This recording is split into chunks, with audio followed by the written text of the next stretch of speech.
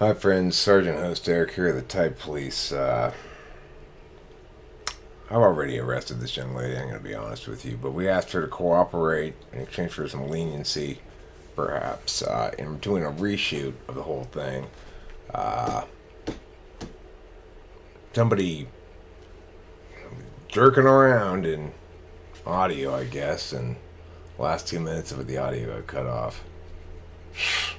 Anyhow, we appreciate your cooperation. I am so happy.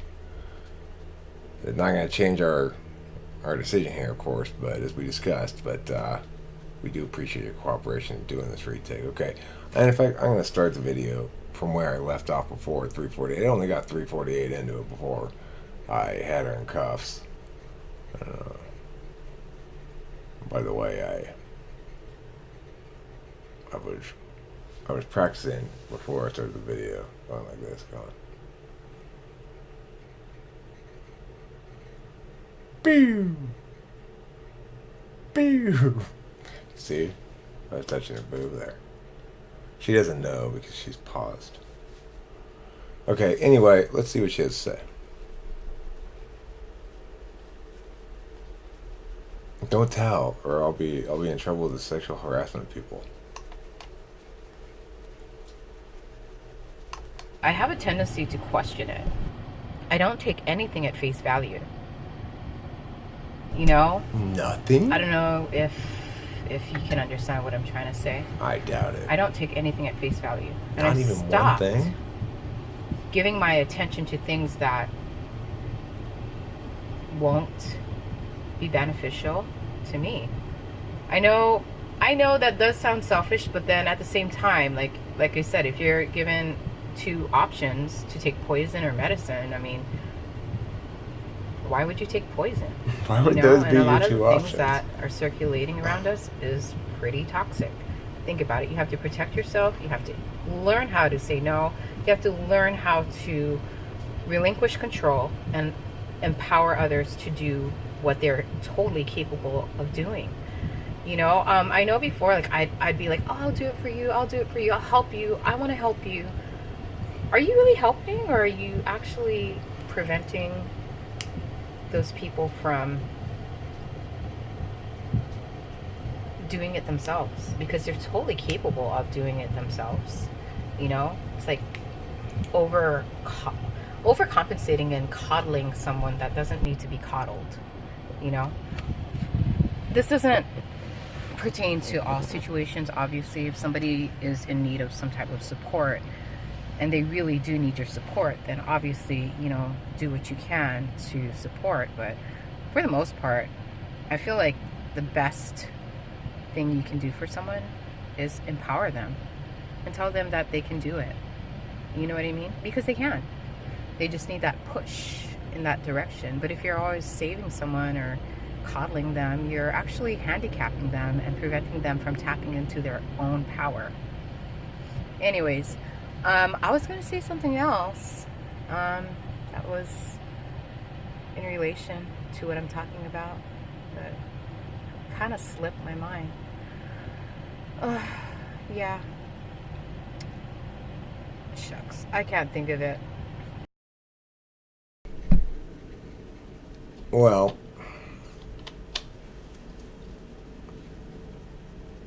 this section here is less egregiously non-INFJ than the previous section. But I'm still not buying it. However, I am going to give it a little bit of extra time to make its case. What I'm seeing here in general still appears to me to be 6th slot FE. Active, but clumsy in a certain way. Now, I am so happy. Please do not let me make you unhappy.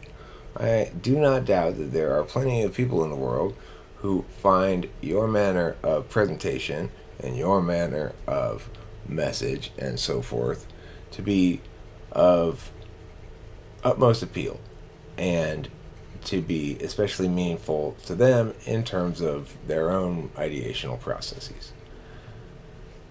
However, so far, what I've seen from you is not consistent with an INFJ, because an INFJ's FE is much more sophisticated than people often give it credit for. You talk about people pleasing. People pleasing is not an INFJ thing. INFJs get other people to be pleased with them. INFJs are concerned with perceptions across time, not just in the moment. People pleasing is an in the moment kind of thing. So, if you're engaged in people pleasing, you might be an ISFJ. That's a decent possibility if you're engaged in people pleasing. Although I don't think you're that either.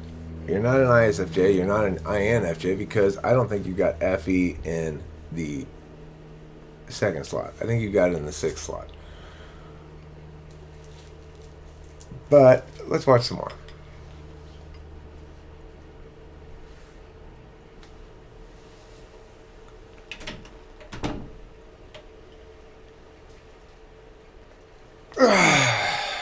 Sorry, I had to stretch really badly all of a sudden.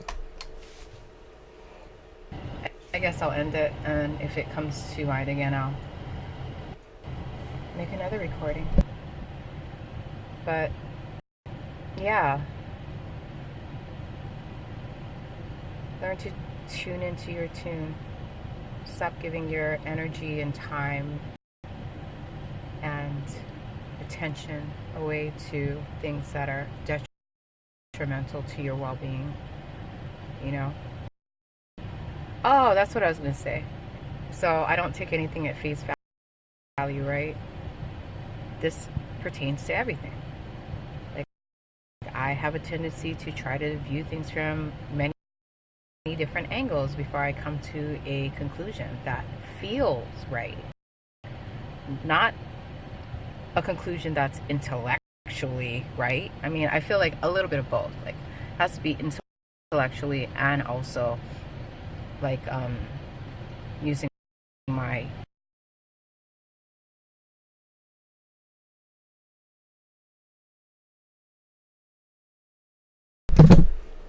I responded to this first of all by pointing out that